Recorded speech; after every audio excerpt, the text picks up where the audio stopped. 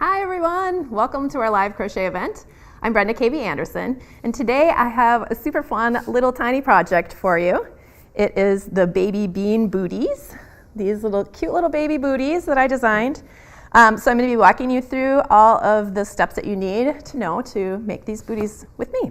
So first thing is that this is a live event, of course, so if you have questions, if you need me to show you a different way to do something, need a little clarification, please let me know. Just put your comment in the comment box so that I can see that you have a question. And also, if you just want to say hi or say where you're crocheting from, say where you are, what you're up to, go ahead and put that in the comment box too. I love hearing from you guys. So if you go ahead and click on the link in the description, you can download your pattern. This is free to everybody, the Baby Bean Booties pattern. And you can follow along, or you can just watch this now and then download it later and follow along later. You can always come back and watch this video if you have questions or need to go over a certain part again. So, all right, so let's get started. So first of all, of course, you're going to need your pattern. And the next thing you're going to need is some yarn. So the way that I designed this pattern, I had a bunch of different scraps of yarn and I wanted to make some different sizes. So what I did was I matched up, I made one pattern with all the same number of stitches in it that you follow, no matter what size you're making, but you would use a different thickness of yarn and a different size hook in order to get the gauge that I have listed in the pattern. So if that sounds confusing to you, I'm going to go over that right now just a little bit further. So for the largest size, this is size 6 months to 12 months. This is a worsted weight yarn. It's actually really more of a heavy worsted weight or an Aran weight yarn. So what that means is if you're shopping at the store and you look at your yarn label, there will be, usually there's a number on it that says CYCA, and this one will be a number 4. Another way to know, this is the most common thickness of yarn that you buy like at a big box store. If you're shopping for yarn for an Afghan, it's just sort of that medium weight yarn. It's a little bit thicker than some worsted weight yarns, but a regular worsted weight yarn should work too. So that's for the largest size. For the medium size, this is 3 months to 6 months. And so I used a worsted weight yarn, but it's really more of a lighter worsted weight yarn, which means just a tiny bit thinner. So this would be a CYCA number 4 probably, or a number 3. So you could even use a DK weight for this particular size. Really the best way to know if your yarn weight's gonna work is to make up a swatch, which means secretly you just start on the pattern and then you check your gauge. That's in your pattern. I like to cheat on gauges sometimes. Maybe if you've seen my lives before, you know that I like to use parts of my project to measure, to check gauge. So the smallest size, this is newborn to 3 months. This type of yarn was a sport weight yarn, so that's even thinner. So this would be like a CYCA number 3. Maybe a number 2, a thicker number 2 might work. You could do a swatch. But look for a sport weight, or a DK weight would probably work for these if you just crochet it a little bit tighter. So really the best way is to find yarn that you think is going to work and then either make the sole and check the length of the sole, or start on the booty cuff and make that. So here's the booty cuff. You would make this to a certain row. I think it's row 20. Oh, it depends on what size you're making. And then you measure it and then compare it to the measurements in your pattern. So for example, this is actually all the rows you need for the cuff, so ignore a couple of these rows. You would want to measure 24 rows. Let's see. 24 rows, so that this, each time you go up and then back down and up and back down. So every time you do like a little level direction change, that's a row. So for example, this is a row, this is a row, this is a row, this is a row. That's how you count your rows in the stitch pattern. So you would count 2, 4, 6, 8, 10, 12, 14, 16, 18, 20. Oh, wait, actually for this size, you need 18 rows. I'm sorry, I misspoke, not 24. That was for the smallest size. For this size, this is the biggest size, you need 18 rows. So 2, 4, 6, 8, 10, 12, 14, 16, 18. So that would be to about here. And you would measure that.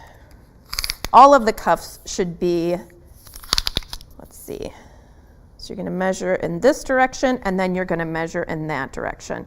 And then you're going to compare, so this is 4.25 wide and 4 inches in this direction for the largest cuff. So if your gauge matches, then great, you can move on. If your gauge doesn't match, if your piece is too small, then you can try using a larger hook and see if that works.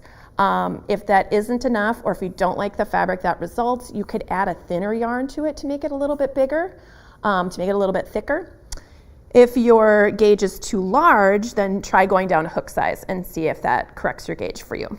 So, and just so you know, this particular pattern, I crocheted at a little bit tighter gauge than I normally would for making a sweater or something like that, because I wanted these booties to be kind of structural feeling. So like little shoes.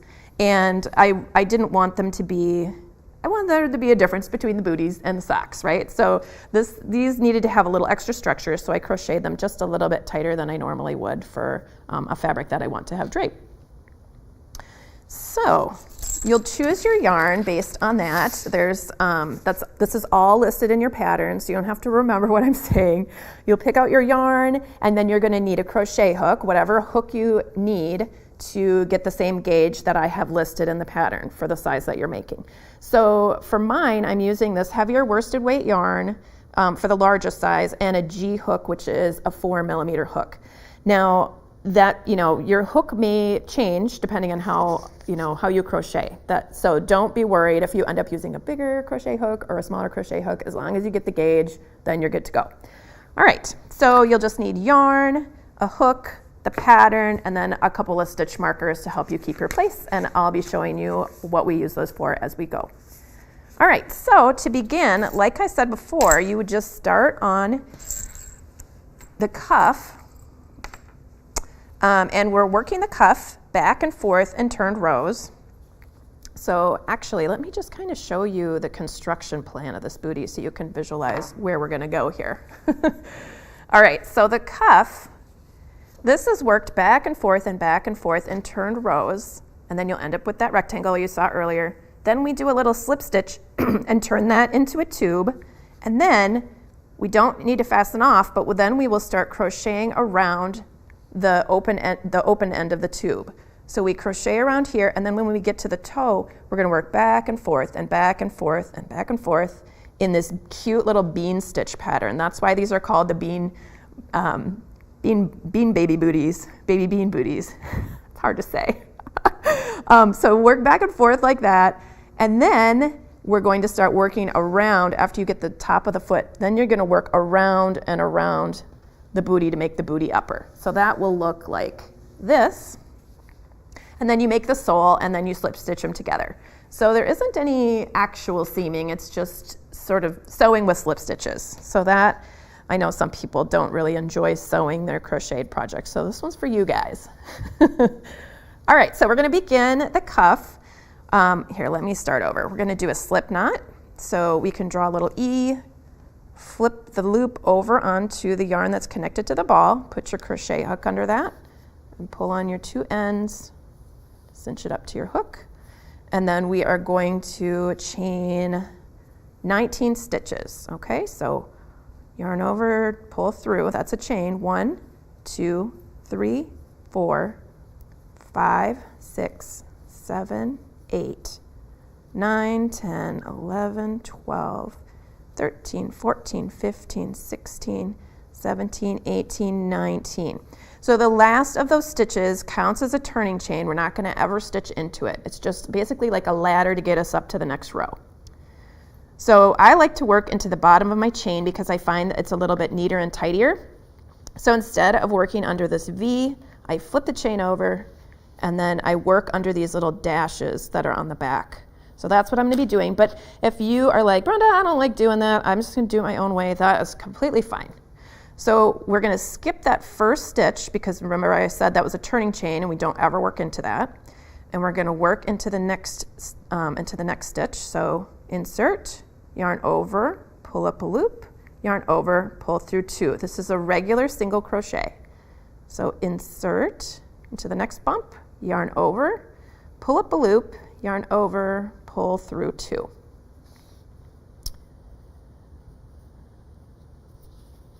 All right.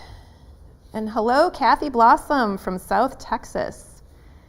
And Jessica says hi from California, and she's excited for this. She loves the bean stitch. Me too. I actually never did the bean stitch until about a year ago. I didn't even know it existed, and I just saw it on the internet one day, and I was like, oh, it's so cute. It looks halfway between like a woven thing and like a bunch of little jelly beans pulled together, and who doesn't like that?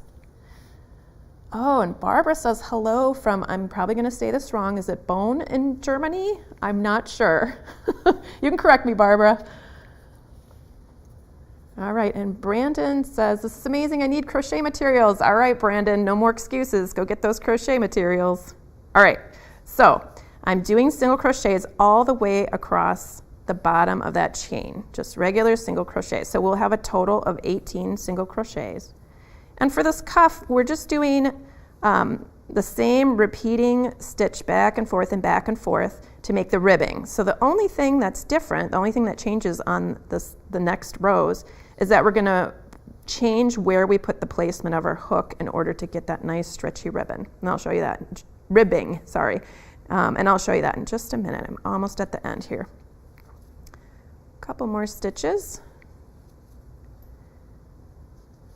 This making baby, little baby things is fun because you can go into your stash and just go find some leftover bits here and there. You don't even have to have a whole skein of anything to make something super cute. That's actually what I'm doing with these. These were all leftover bits that I had. All right, I've made it to the end. My last single crochet, this is what it should look like. Then you're going to do a turning chain of just one. So you just yarn over and pull through to do a turning chain. And then you turn your piece over like you're turning a page in a book, like that. And then we're going to start working across the row through the back loop of your stitch. So normally when you work a single crochet, you work underneath that V, which is right here. But because we're going to do this ribbing and we want it to be stretchy, we're going to skip the front part of the loop and we're going to insert our hook underneath just the back half, like that. Okay, so we're skipping that turning chain like we talked about before, and now we're going into the back loop of our stitch. Yarn over, pull up a loop, yarn over, pull through two. That's our first single crochet of the row. And we're going to continue single crochets all the way across, just working underneath that back loop. So that gives it a little bit extra stretchiness, and which is nice for this this very tall cuff. I made it on purpose very tall because I remember when my kids were babies, anytime we would go anywhere, we'd have to do like a little sock or booty check because they were always kicking them off, unless they had a pretty tall cuff. That seemed to help them stay on a little bit. Those wildly kicking baby feet. They're so cute. All right, so we're working all the way across to the last stitch in the row, and I would recommend, if you're a little newer to crochet or if you haven't worked in this stitch pattern before, I would recommend placing a stitch marker in the first and last stitches of the row, because sometimes it can be hard to tell. You know, if you're not super familiar with the anatomy of crochet stitches, it might be hard to tell if that's the last stitch or this little bump is the last stitch. That way, if you put a crochet stitch marker in that last stitch that you do, here I'll just show you. If you put a marker in there, then you'll know when you turn. I'm not going to put a marker in that one because we'll just chain one and work into that stitch, but you certainly can. But when you get all the way across to here, by the time you get here, you're probably going to forget that that was your last stitch. So you would chain one and turn, insert into the back loop. We're just going to continue doing this and make your first single crochet of the row, and then put a stitch marker in it right away. Unless you're familiar with how your fabric looks. You don't need to mark it if you have already worked in the stitch pattern before. So that way when you come back to this, there will be no wondering, is that my last stitch? Where do I put my hook? I don't know where to put my hook. Did I do too many? So this will make sure that you stay consistent when you're going back and forth, because this edge, actually, you will see that, that is one edge you won't see because you'll be stitching into it, but the other edge, you will see that. It's going to get folded down to the outside and it'll be in a prominent place. So you want it to look nice, neat and tidy along that edge. So it's important that you keep the correct amount of stitches going back and forth. All right, so you'll just continue working back and forth and back and forth. I think 26 rows. Yep, for 26 rows. And then your piece will look like this.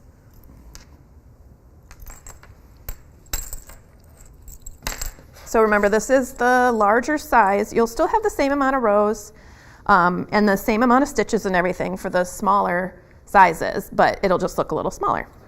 So we've made it all the way to the edge, all the way to the last row. That's row number 26. We've just finished our last single crochet here.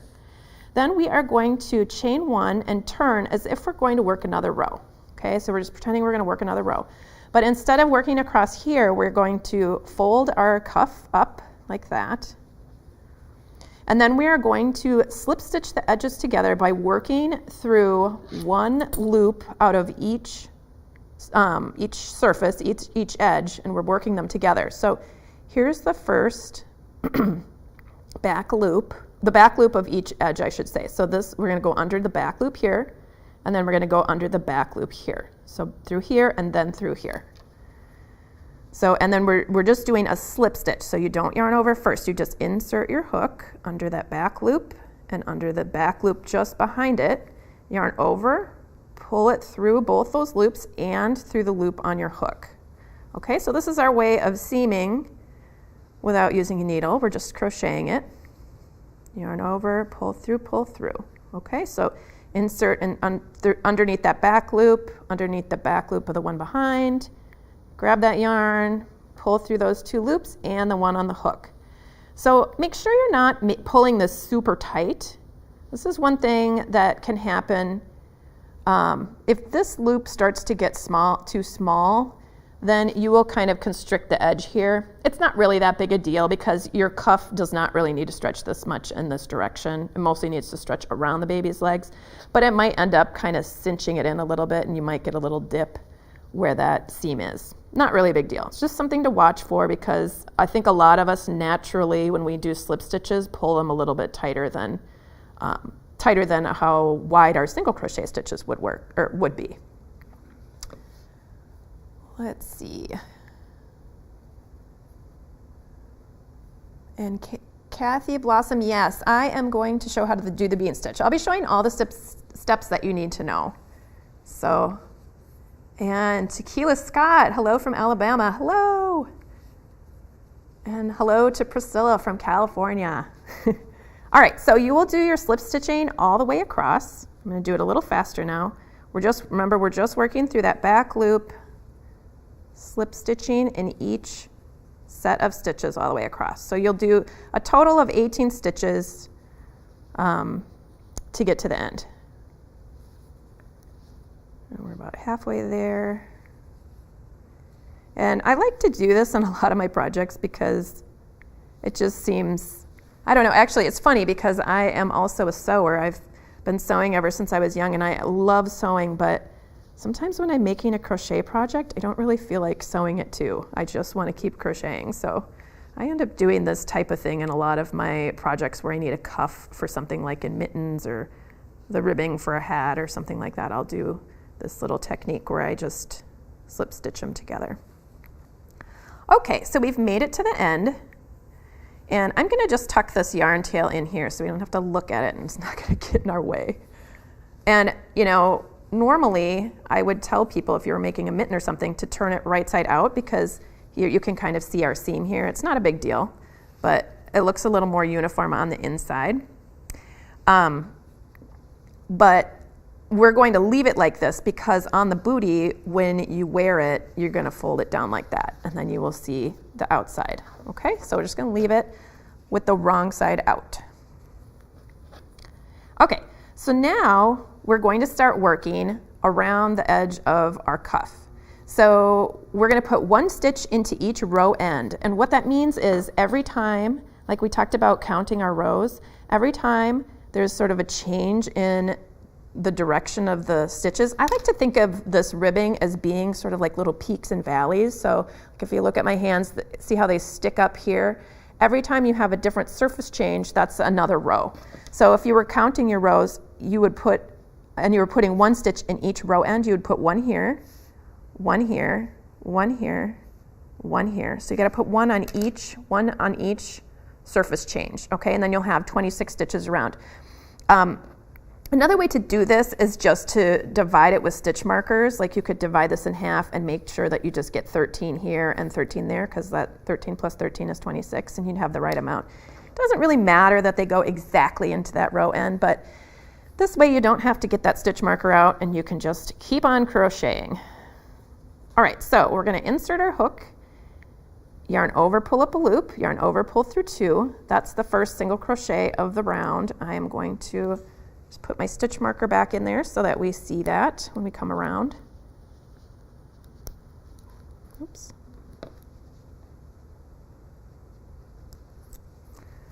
All right, and I'm putting another single crochet right next to it in the next row end. Okay, so we're just going to continue working our single crochets all the way around this edge. And you could, you know, if you had wanted to, you could have made the cuff separately and then made the booty separately and then stitched them together. But this is a little easier, so you don't have as many rows to weave in. You don't have to sew them together. And also,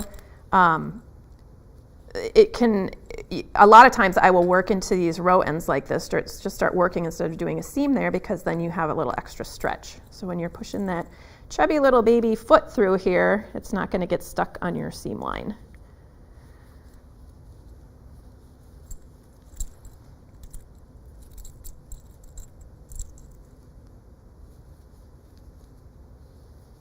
And then we'll do a quick count just to make sure I didn't miss any stitches, or any row ends, I should say.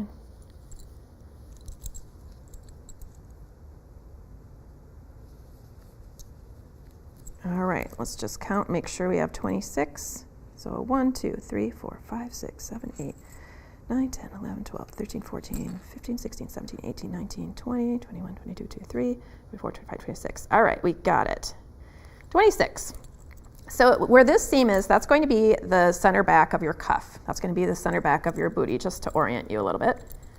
So we're going to take the stitch marker out, and then we will be able to work around this cuff a little bit easier now. So I should say, when you're putting that stitch into each row end, you don't have to have it go into a very specific spot. It's not like normally when you crochet back and forth, you know which spot you're supposed to be putting your hook under, you know, under the 2 V's, around the post, there's like a specific spot. But when you do this, you just kind of are crocheting near the edge and putting it in a place that doesn't create a big hole. If it's creating a big hole, just pull your stitch back out and put it in a different spot. It's a little bit of trial and error. It gets easier as you do this a lot. All right, so we're gonna start out on, actually, let me just show you this part. This is round 2 of the booty upper. Look at all these words here. Okay, so if you don't really feel like reading this, I'm just gonna tell you all the steps you need to know. And I know, you know, all of the information is here and you can read through it. But I know that for me, all these words is kind of a lot. I get a little overwhelmed sometimes when there's too many words. So this demo will clear that all up for you, hopefully. And if it doesn't, please let me know in the comments if you have questions. All right, so we're starting here at the center back, and we're gonna work 9 single crochets as they come, okay? So 1, and we'll put our stitch marker back in, keep track. 2, 3, 4, 5, 6, 7, 8, 9. So after we've worked 9, we are going to continue working on the top of the booty, and we're going to go back and forth in a bunch of rows, okay? So we're just going to be, instead of going around and around, we're just going to start working back and forth in what I called short rows. So this is where the bean stitch part starts. And before I show you this, I should say the bean stitch is inside the pattern. It'll tell you how many yarn overs and specifically how to make the bean stitch. It's written in there, but I'll show it to you too. But most bean stitches, most of the time I've seen a bean stitch, you do one fewer repeat of a yarn over that I'm about to do. So I just this is my disclaimer. If you learn how to do the bean stitch with this tutorial and then you go to somebody else's pattern or another pattern that I design, just check the instructions for the bean stitch because you may be doing one fewer yarn over than I'm actually showing you here. It'll be a little bit more clear in a second as I show it to you. All right, so the bean stitch, you're just making like this little puffy stitch, and then you're doing something to make it kind of angle itself. All right, so we're gonna work our bean stitch into the next stitch that comes up. So we insert our hook.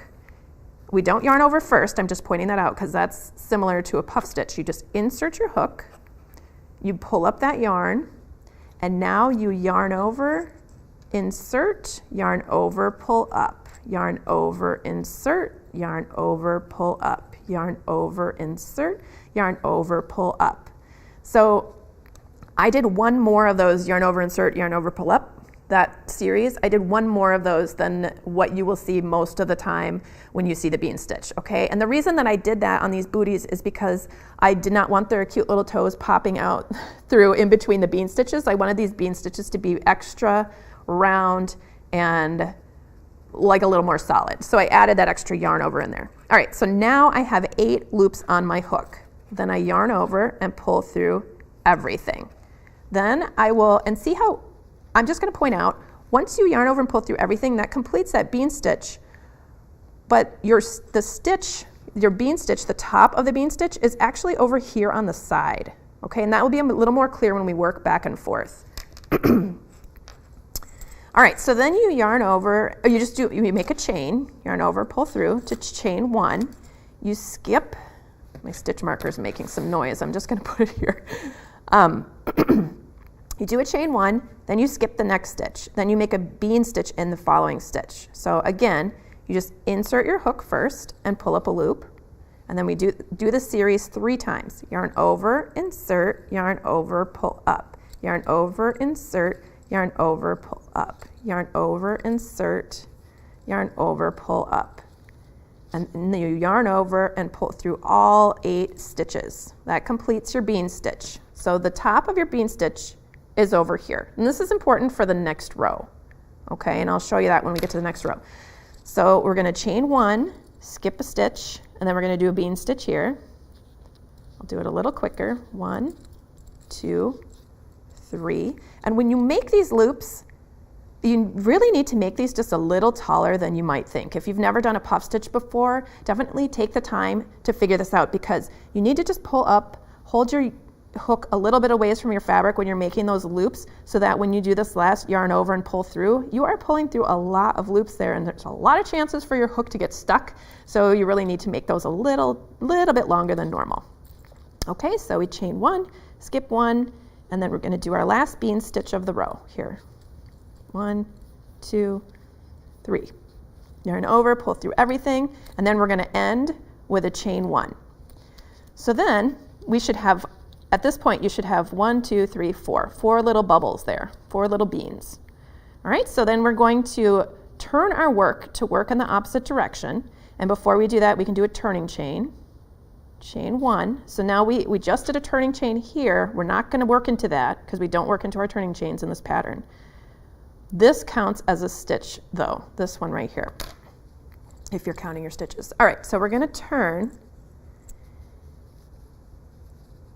and we're going to right away, we're skipping that first stitch there, that chain 1, and then we're going to do a bean stitch right away in this place. Now remember here, I'll turn this over so you can see it again.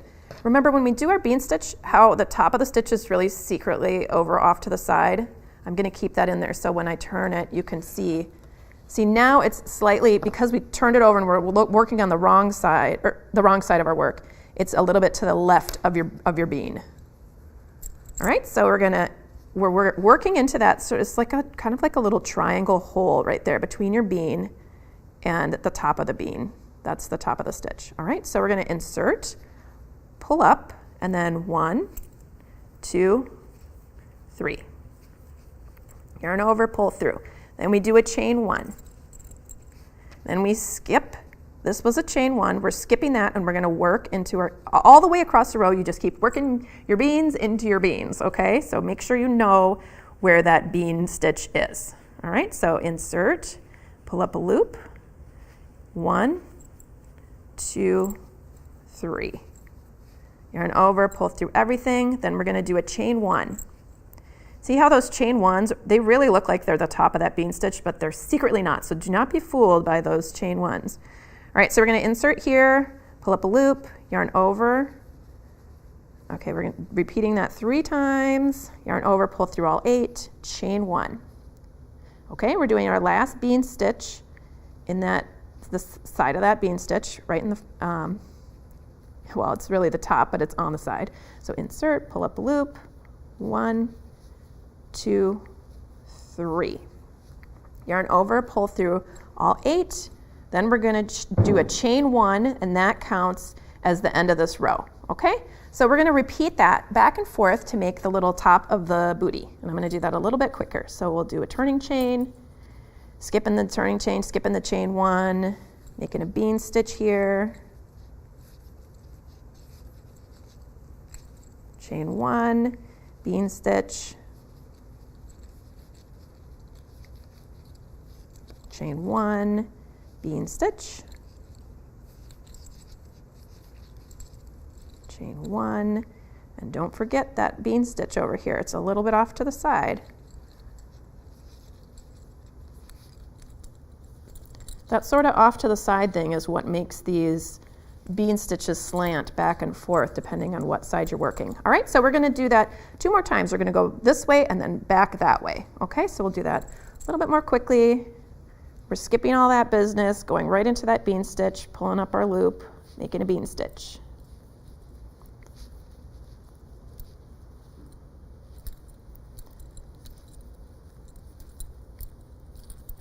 When I first started working in this stitch pattern, I was so confused about what was my stitch and what was the chain one because it doesn't line up how you'd think it would. So that's why I'm being so careful to try and explain that part because I was very confused. I had to make myself like a little diagram to make myself understand what was actually happening there. Okay, remember to do your turning chain. Here's our last row of the beans. Okay, and this first bean here, in the last row that you do, place a stitch marker there because it'll help you later when you go around to know where to stop, well, to know how to space your stitches out. You don't need to know that part yet, just trust me. All right, so we're gonna chain one, bean stitch,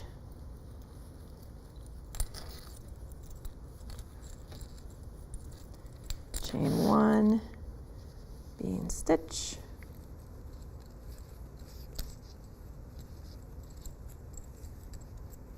that one looks kind of small. I don't think I did as many yarn overs as I need to.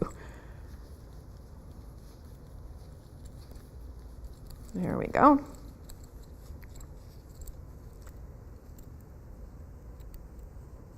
Oh, something happened. I made a puff stitch. That's what I did. Okay. I did a yarn over before I inserted my hook. That's what I did. So remember, we're not doing a puff stitch with the yarn over first. We're just inserting it directly in there. That's what helps your bean stitches kind of tilt. 1, 2, 3. It's probably good that I made that mistake because that's probably going to happen to someone else out there. All right, so last bean stitch of the row. And then we do a chain one at the very end. And then now we're stuck way out here. So we worked back and forth. You should have 5, you've done 5 rows of the bean stitch, so you can count your beans. 1, 2, 3, 4, 5. And now we're going to start working around our booty, starting this way. Okay, from now on this part, we're always gonna be working with the right side facing. So we're gonna work along the edges of our bean stitch, and we're placing 4 single crochets here. So not 4, sorry, 8. 8 single crochet stitches along here. So this part's a little tricky because if you just put your stitch right in here, it kind of, I don't know, it ruins your bean stitch a little bit. You don't want that stitch coming out of your bean stitch. So what I found is you could kind of tilt it and go in the back of the bean stitch, or you can skip the bean stitch altogether and just stitch between them into that little chain one space. So I'm gonna try that for here. So 1, and we'll put a couple stitches in there. 1, 2, 3, and then we can skip all this business and go to this one. 4, 5, 6. I'm putting 3 in each of those chain 1 spaces. You don't have to do that. You can work, like I said before. Here, I'll show you how to do it the other way.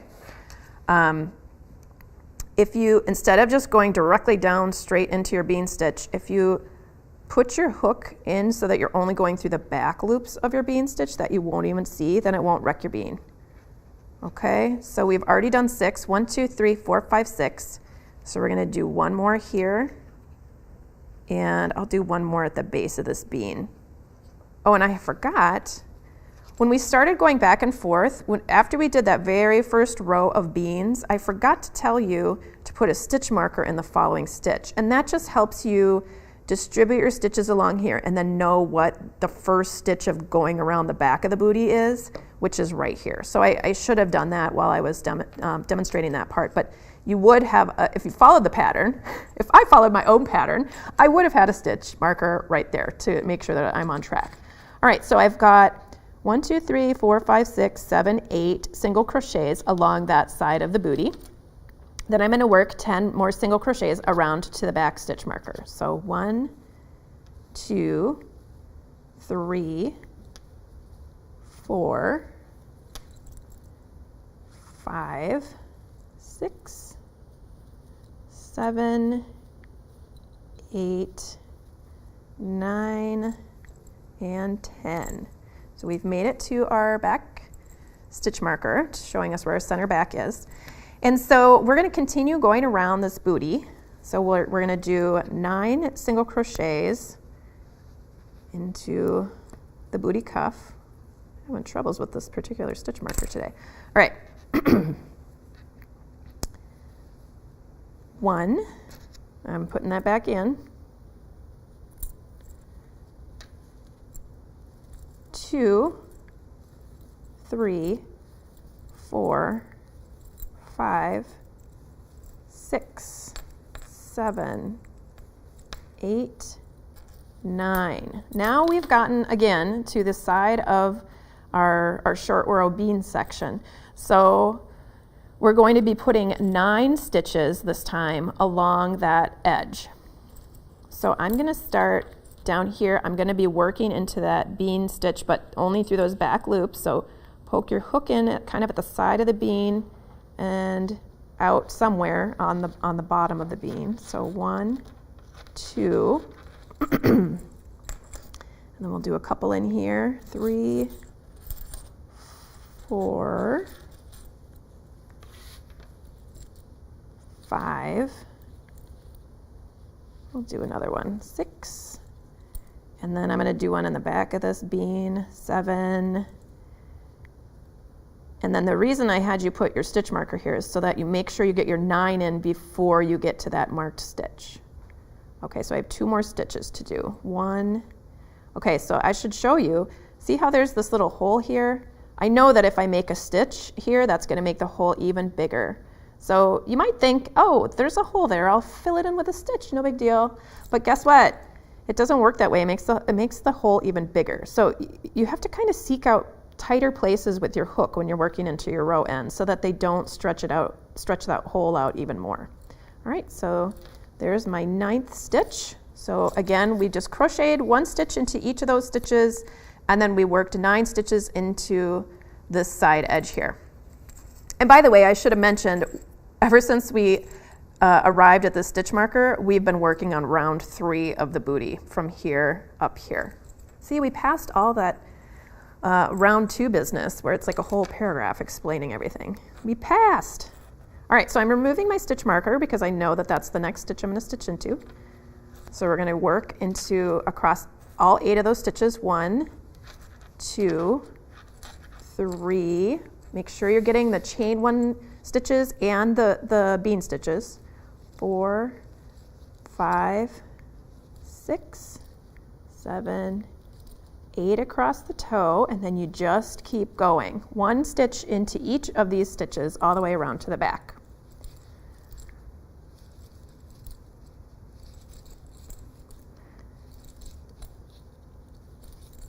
All the way. And it's a lot easier once you've already worked into those side the side edges of those rows, that bean stitch section, then you already have your stitches all set up for you to work into. So it's just like regular single crochet, 1 in each stitch, all the way around to the back here. So once you've reached that, you're going to work rounds 4 and 5. They're just going around and around, no increasing, decreasing, nothing fancy going on there. You're just doing 1 single crochet into each stitch as they come up.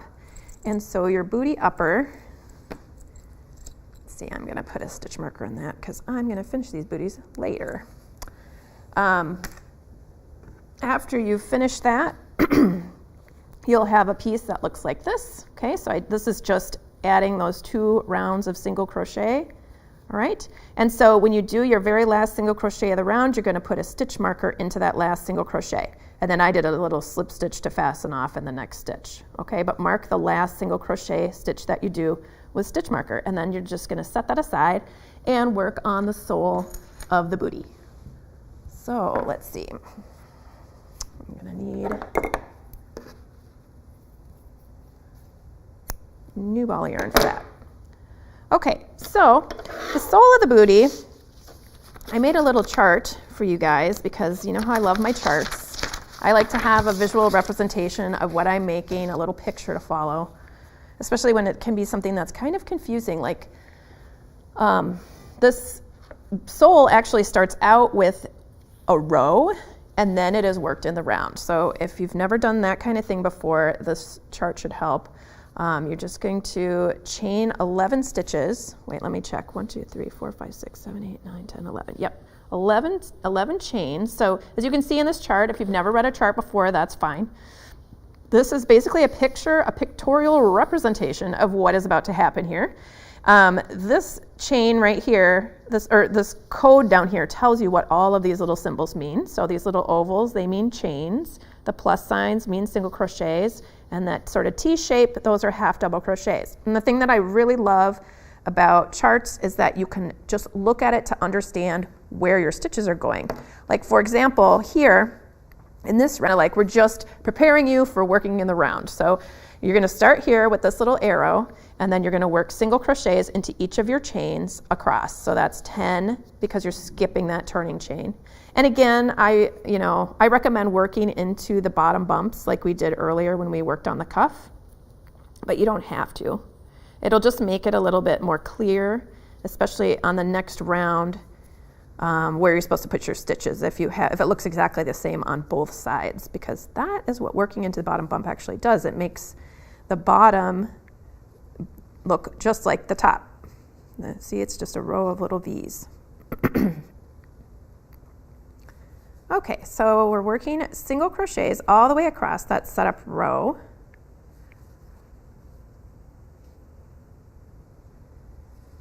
And I'm just going to say hello to Lisa from Vermont, who's watching. All right. All right, we've made it. Made our 10 single crochets all the way across. Then this is the point where this gets a little confusing to people who've never done this before. So now we are going to, instead of working back and forth, we are just going to start working around in a spiral shape, around and around and around this foundation chain. So we are going to rotate our work. We're not turning it, we're just rotating it like we're turning a steering wheel, just like that. And then we're going to start working along the bottom edge of the foundation chain. So that's along here. So we begin by working 3 single crochets into that first stitch right there. So 1, 2, 3. And we're going to put a stitch marker into that first stitch because that will get confusing later if we don't mark that. I would definitely recommend using a stitch marker to mark all the beginnings of your rounds. So we've worked 3. And then we're going to work across to the last stitch. So we're working 8 stitches. And we're just doing single crochets. Let's see, 1, 2, 3, 1, 2, 3, 4, 5, 6, 7, 8. Okay, so what we've done right here, here's round number 1. We worked the 3 stitches into that first chain, and then we worked 1, 2, 3, 4, 5, 6, 7, 8. Okay, and now we have this last chain. We're going to work 3 single crochets into that chain. We are ignoring this turning chain. We are not going to work into that, so we'll have to watch for that as we get to the opposite end. So we're doing 3 single crochets into this one. 1, 2, 3, and we've nearly covered up that turning chain anyway, so it's easy to ignore. Now we're going to be working over here. We're doing these 3 single crochets into this single crochet right there. So 1, 2, 3, and then we're going to do 8 single crochets across. 1, 2, just 1 in each. 3, 4, 5, 6, 7, 8. And then we're going to do 3 single crochets, right here into this single crochet. 1, 2, 3. All right. Now we are working on round 2. We don't do a join or anything. We just keep working around and around. So we're starting here and we do 1 single crochet into that stitch, then these 2 single crochets into the next stitch. All right, so we'll remove this temporarily. 1 single crochet here, mark it. 2 single crochets in the next stitch. 1, 2. And then we're going to do 1, 2, 3, 4, 5, 6, 7, 8, 9 single crochets. 1, 2, 3, 4, 5, 6, 7, 8, 9. And now you see those little T's on the diagram. Those are showing half double crochets. This is to make it a little wider at the toe. So we're going to do 2 of these half double crochets into each single crochet for the next 6 stitches. Okay, so let me back up. A half double crochet, yarn over, insert your hook, yarn over, pull up a loop, yarn over, pull through all 3. That's a half double crochet. We'll do that again. Yarn over, insert into that same space because we're doing 2 half double crochets in that stitch. Yarn over, pull up a loop, yarn over, pull through all 3. Okay, so that's the first single crochet that we worked into, and we're going to do that 5 more times. 1 and 2, 2 and 2, 3 and 2, 4 and 2, 5 and 2. All right, so now we have finished working our half double crochets. We're going to work 9 more single crochets, in 1 into each stitch, and then over here we're going to do 2 single crochets into 1 single crochet, and then 1 into 1. We're mirroring what we already did on the other side. So 1, 2, 3, 4, 5, 6, 7, 8, 9. And then we're going to do 2 single crochets into this stitch. 1, 2. And a single crochet into the next stitch.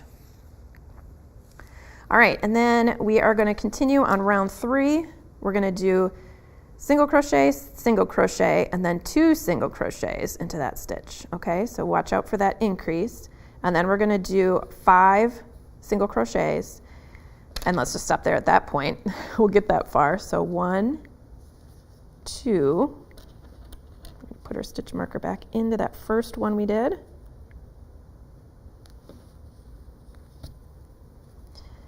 And then we do an increase, 1, 2. That just increase just means we're putting 2 single crochets into 1. 1, 2, 3, 4, 5 single crochets.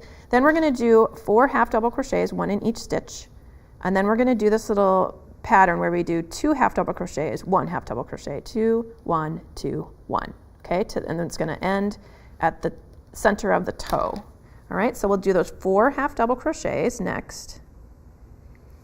1, 2, 3, 4. Now we're going to start that increase pattern where we do 2 in 1, 1,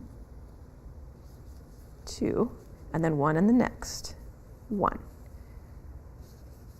2, 2, and then 1, 3, 2, and then 1. So when I was counting that, 1, 2, and then 1, 2, 2, and then 1, 3, 2, and then 1. The 3 just means that's the third time we do that, okay? And then now we're going to reverse, and we're going to do 1, and then 2, 1, and then 2, 1, and then 2. 1, 2, 1, 2, 1, 2. Okay? So we're right here, and then we do 4 half double crochets, and then we'll do 5 single crochets and then an increase. So 1, 2, 3, 4,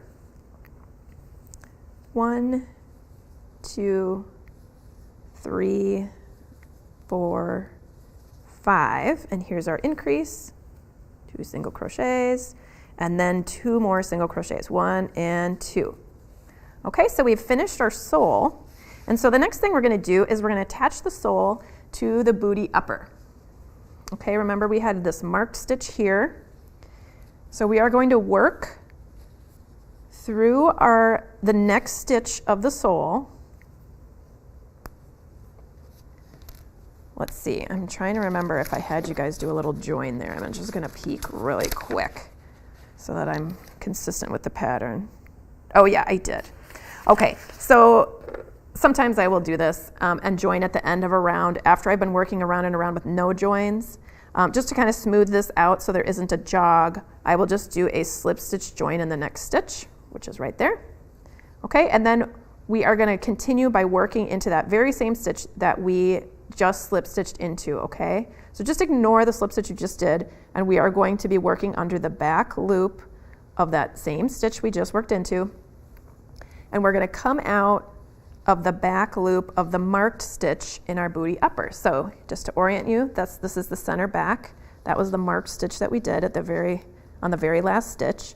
So we're going to hold these together so that the wrong sides are facing each other, and you see the right side of the booty upper and the right side of the sole here, okay? Just like how the booty appears. And then we are going to work into this stitch here, into the half of the stitch that is toward you. So what you'll end up seeing, you will see those little unused loops from the sole here and little unused loops from the booty up here on the outsides of those. What you're doing is you are slip stitching these 2 layers together by just slip stitching through the loops that are touching each other, okay? So you're going to yarn over and pull through those 2 loops and the loop on your hook. So again, we're going to insert under the back loop of the sole and the front loop of the booty, the front loop as it's facing you, okay? And grab that, pull it through. And honestly, you know, it doesn't really matter if you decide you want to go through all of the loops, you can do that. It just makes a thicker seam there, and it might be harder to make it, it might just make a more prominent edge there and not be able to, like there'll be just a little bit more of a lip here where you're attaching those 2 together, which is fine. And if you're doing these in a wool, that will just block right out. But I did some of these in acrylic, and so I didn't know if that would block out very well or not. Although I have to say, using acrylic yarns, I have learned, after many years of not understanding this, I have learned that you can get really good results blocking your acrylic pieces with steam. And really that's the best way to go with an acrylic fiber, because if you block it with water, it doesn't really seem to do that much. It can be kind of frustrating. Wool blocks beautifully with water, but acrylic, it just sort of is like, okay, you got me wet, whatever. I'm gonna ignore you now. That's what I feel like. All right, so we're working our way around here, just slip stitching those two edges together, going through the loops that are touching each other. So we place them together. And yeah, again, this is like how I avoided seaming with a needle earlier when I attached the cuff into that tube. This is just more of that. You could, if you wanted to, you could definitely seam these together. You could have fastened off your piece at the end of the working your sole and just stitched them together, and that's fine too.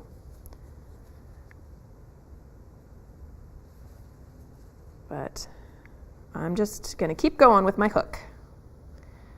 All right, so as you're working around, you're doing one stitch per, for the sole and one stitch for the booty upper, and I planned it so that you have equal amount of stitches, and also that if you start in the right spot at the back of the heel, like where I told you to put the stitch marker, that the toe will match up just fine. So as long as you're not skipping stitches, you don't really have to pin these together. You can just work as I'm working, just lay them next to each other and take, each set of stitches as they come up. You don't have to worry about, oh, is it going to match? Is the toe going to be in the right spot? Because it should line up just fine.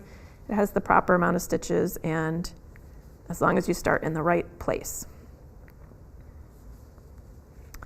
All right, and we made our way all the way to the back. There's our last stitch.